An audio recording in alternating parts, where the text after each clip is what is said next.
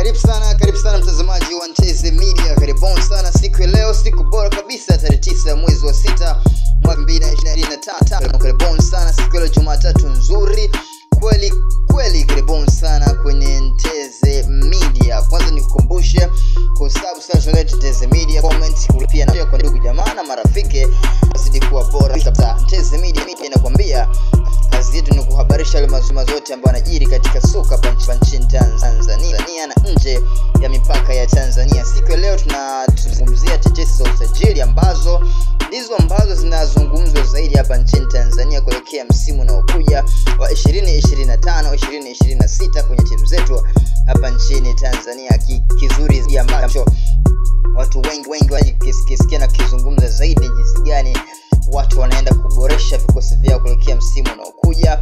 Upande wa Simba Sports Club, wao wanatakiwa kuboresha kikosi cha Simba kuelekea msimu unaokuja kwa sababu wanarejea kwenye klabu bingwa barani Afrika katika msimu wa 2025-2026. Kwa Simba wanahusishwa na mchezaji tokea pale CS Sfaxien ya nchini Tunisia ambaye anaitwa Bala Conte, mchezaji wa kimataifa wa Guinea Conakry, ambao huyu alitajwa pia kwenye dirisha dogo la usajili la 2024-2025 kufungwa tarehe 12 ya mwezi wa 12 mwaka 2024, nikafungwa tarehe 12 ya mwezi wa kwanza mwaka 2025. Bala Conte anakipiga katika timu ya CS Sfaxien, na mimi hapa kupitia Nteze Media niliripoti kuhusu huyo mchezaji, yani Bala Conte, akiwa na wazee ubaya ubwela watoto wa jiji la Dar es Salaam.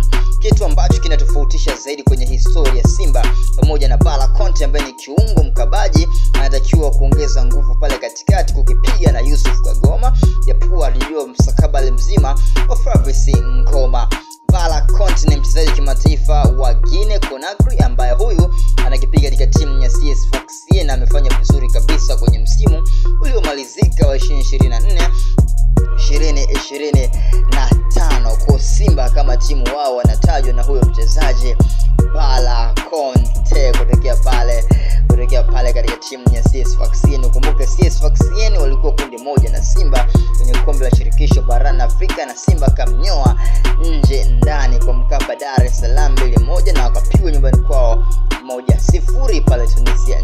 Yes, katika mchezo wa kombe la shirikisho barani Afrika, CS Sfaxien wao kama timu hawajatoa msimamo wao kuhusu mchezaji wao Conte anakipiga nafasi ya kiungo wa ulinzi pale katika timu ya CS Sfaxien. Simba Sports Club wao wananyapia chini kuhitaji saini ya huyo mchezaji Bala Conte. Yes, Nteze Media inakukumbusha siku zote kazi zetu ndo hizi, na pia tunafanya hizi kazi kwa ajili yenu nyinyi wote ambao mnapita kupitia Nteze Media. Nteze Media ni yako, Nteze Media ni ya kwako. Leo tumemtazama Bala Conte anapiga timu ya CS Sfaxien pale nchini Tunisia.